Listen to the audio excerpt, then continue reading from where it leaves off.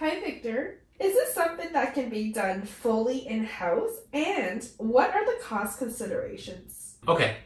Yeah, it could very well be done all in. I mean, it's based on the staff you have. So, like the talent you have, obviously. If you were an organization that relied on no code all the time, you probably don't have the people there for it.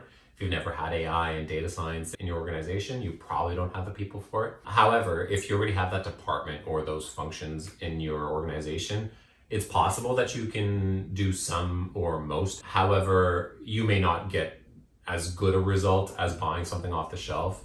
And as an executive, you often want a neck to ring. So you may want to look to buy something off the shelf so that you have the support and whatnot from it.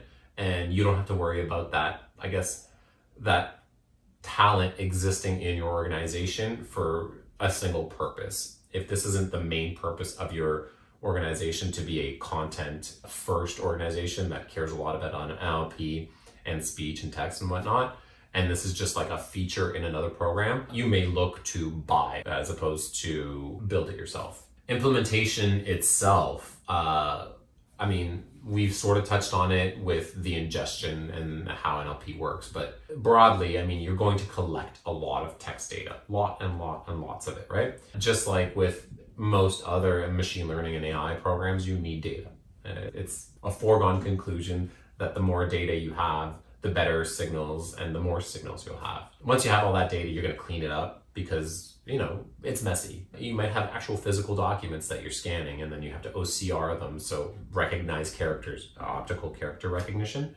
You have to actually pull data from, like a scanned thing. And then if it's not scanned and you have PDFs and all this other stuff, you may be able to extract the data, but you still have to do that cleanup that we talked about on the previous question. You're often going to want to label the data, the sentences, the sections, however you're manipulating that content, you want to label it so that it will help you get to the outcome, because you're going to want to say this piece of text or this piece of this sentence or this paragraph, section, whatever page has this sort of meaning to me. And it's important that other pieces of content that we see in the future can signal to me that they are meaning this as well. So you're looking for other things that might be possibly an invoice or might be a memo, let's say, right? So you're classifying based on that, and there's many other things. You now have the ability at this point to take that data and load it into a machine learning and AI program that you're going to write, and you're going to train a model. You're going to train this model, and it's going to largely be based on the interplay between the content, so words, sentences, paragraphs, all that stuff, and your labels. And it'll train the machine to basically pick up on the patterns of text to what you want labeled. So it's not going to look for exact matches. It's going to kind of, in a fuzzy way, look for language that has similar within certain confidence. That's something that you put in as well, your programmers put in. And then it'll surface it. You're saying, okay, well, I believe that this is an invoice, this is an invoice, this is an invoice. So now you sort of have the outcome that you wanted. You were able to classify. So now that you have your model, you're largely going to, just like all AI programs, you're going to test, validate. And once you find that the model is good, you're likely going to find some way to deploy it.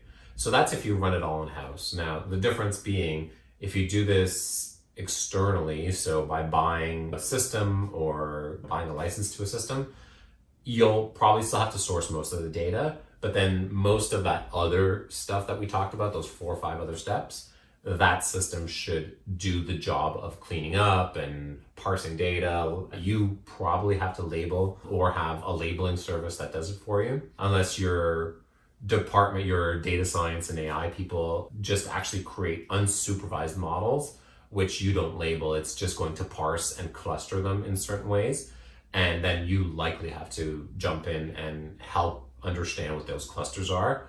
But there are ways to not label data as well.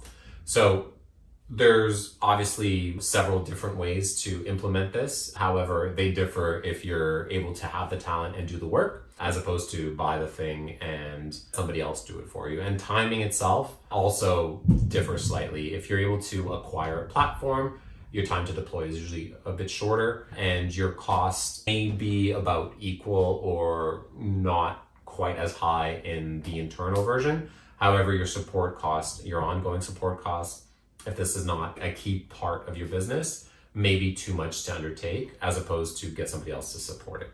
So those are some of the considerations that you would have in implementing an NLP system at your organization. So there we have it. We talked a little bit about what NLP is to an executive, how it gets done at your organization, the interplay between buying versus having your own staff do it. And we left you guys with a few little tidbits on understanding whether to buy or roll it out yourself.